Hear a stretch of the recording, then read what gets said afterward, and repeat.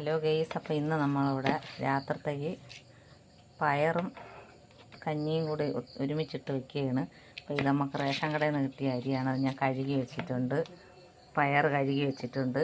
ഇനി ചെറിയ ഉള്ളിയും പിന്നെ കാന്താരി പച്ചമുളകും കൂടി നമുക്ക് ഇതെല്ലാം കൂടി ഒത്തിട്ടാണ് വേവിക്കുന്നത്. അതിനായിട്ട് ഞാൻ അടുപ്പിൽ വെള്ളം വെച്ചിട്ടുണ്ട്. നമുക്കത് തിളച്ചാൽ നോക്കാം. വെള്ളം കിടന്ന് തിളയ്ക്കുന്നു. വെള്ളം തിളച്ച്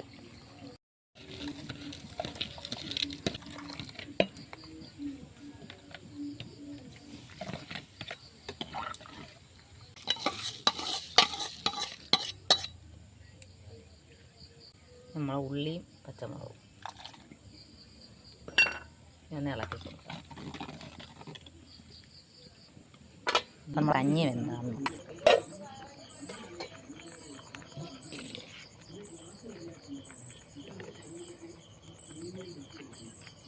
നമ്മൾ കഞ്ഞിയൊക്കെ വെന്തിട്ട്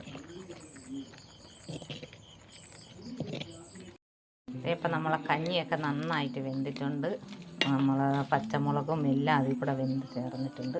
ഇനി നമുക്ക് കഞ്ഞി പാത്രത്തിലോട്ട് ഒഴിക്കാം.